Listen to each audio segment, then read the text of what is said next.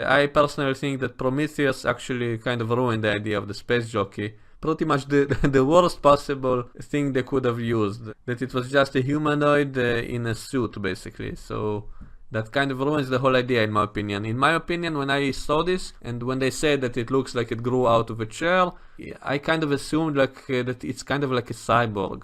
The whole ship looks biomechanical, so maybe the ship itself is kind of half alive, half machine, half living, and that these beings are grown to specific functions. So this one was maybe a pilot or some other function, and he's basically designed, genetically engineered and grown just for this purpose, and he never leaves his chair, and he's always there basically piloting the ship.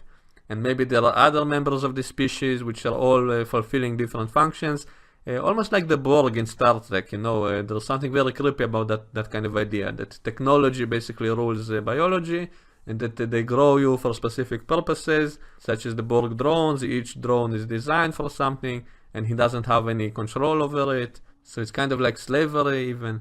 Also, there was the whole question of if they created the xenomorphs or if they simply found them. I mean, there are all kinds of similarities in the design of the xenomorph, which looks very similar to the designs of the space jockey and his ship. All those tubes running inside its body, so the xenomorph itself looks biomechanical.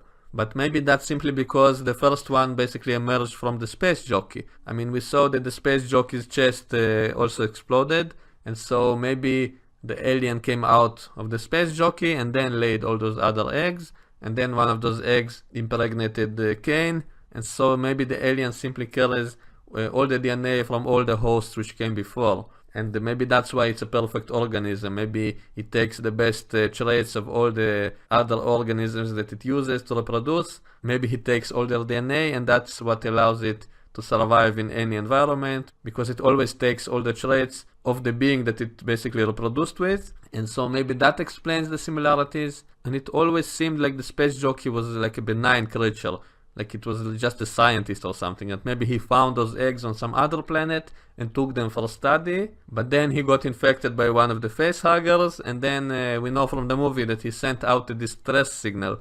I mean, the crew of the Nostromo thought that's an SOS, so that's why they came there, but it was actually a warning signal, maybe to the rest of his species, so that they will not approach the planet because of these dangerous eggs.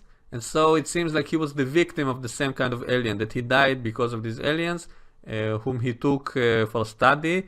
There was that blue fog covering the eggs, so maybe he tried to put them in stasis, which would also explain how they survived so long if he was fossilized, as was mentioned.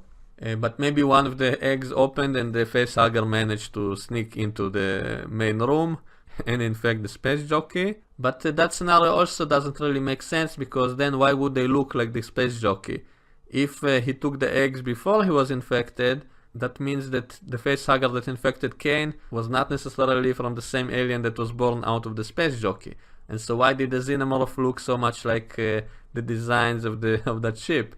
And so this does raise the possibility that maybe this was actually a weapon made by the space jockeys. The reason I don't like this idea is because it seems to me like this is such an advanced civilization. Why would they use such a method to destroy other planets? Wouldn't it be easier to design a virus or use some kind of nuclear weapons or something which is much easier? Like, this seems like a very complicated way to destroy another planet by designing a monster to do it, so it's kind of strange. So I actually prefer the idea that they simply found these eggs, and that these eggs are from some planet which underwent extreme evolution of such a dangerous species. But anyway, what disappointed me in Prometheus was that they basically showed that the space jockeys, they're like humans basically. There is absolutely no difference except them being bigger and more muscular, but they are basically humans, and that was just a spacesuit basically. So he didn't actually look like that elephant-like creature which is grown out of a chair and fossilized. Instead, it was just a mechanical suit. And I found that almost insulting, and that's why I didn't like Prometheus. I didn't like that they kind of ruined the space jockey. That's literally the worst possible scenario I could have imagined. I never would have imagined something like that. Something so simple and easy, and just I didn't like that at all. That's why I don't like Prometheus.